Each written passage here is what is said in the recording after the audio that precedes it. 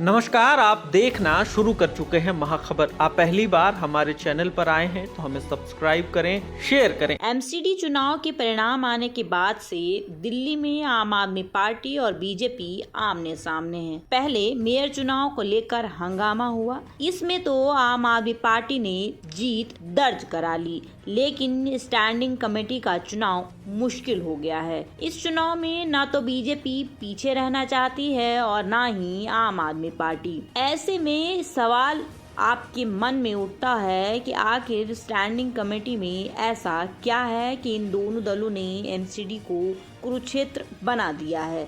दरअसल दिल्ली में एमसीडी का सर्वोसर्वा मेयर होता है, लेकिन उसके पास नाम मात्र का ही शक्तियां हैं। वहीं स्टैंडिंग कमेटी के पास प्रोजेक्ट्स को पास करने से लेकर उसे रोकने या फाइनेंशियल मंजूरी देने जैसे तमाम बड़े अधिकार दिए गए हैं। एमसीडी की स्टैंडिंग कमेटी में जिसका बहुमत होगा, सिक्का उसी का चलेगा। खास तौर पर बहुमत वाले दल का ही नियंत्रण नीति बनाने और उसे लागू करने के अलावा वित्तीय निर्णयों पर भी होता है।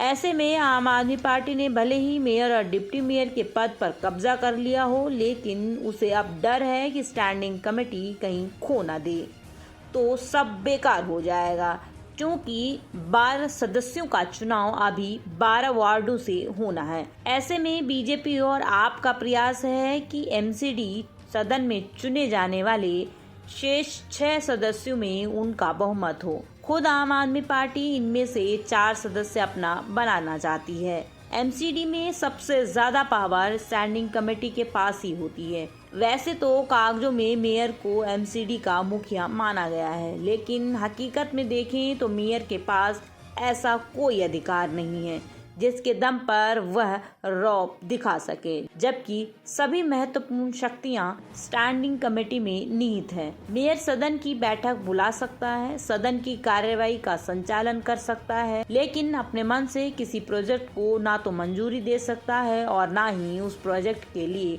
बजट दे सकता है, जबकि स्टैंडिंग कमेटी ऐसा कर सकती है। यह कमेटी निगम के रोजमर्रा के कामकाज का प्रबंधन करने के साथ ही नीतियों को लागू करने पर भी जोर देती है। एमसीडी दिल्ली की स्टैंडिंग कमेटी में 18 सदस्यों का प्रावधान किया गया है। इन 18 सदस्यों का चयन होने के बाद यह सदस्य अपना चेयरमैन और डिप्टी चेयरमैन का चुनाव करेंगे। मेयर का चुनाव होने के तत्काल बाद कमेटी के 6 सदस्यों का चुनाव एमसीडी सदन में सीधे हो जाता है।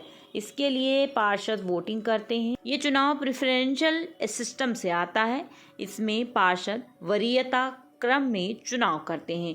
वहीं बाकी के 12 सदस्यों का चुनाव सभी 12 जोन से वार्ड कमेटियां करेंगी। इसी प्रकार दिल्ली के एलजी 10 लोगों को नामित करेंगे। इन लोगों को एल्डरमैन कहा गया है। ये एल्डरमैन किसी वार्ड कमेटी में भी मनोनीत हो सकते हैं। इन्हें मेयर और डिप्टी मेयर के चुनाव या सदन के भीतर वोट डालने का अधिकार तो नहीं होता, लेकिन जोन कमेटी में इन्हें वोटिंग का अधिकार दिया गया है।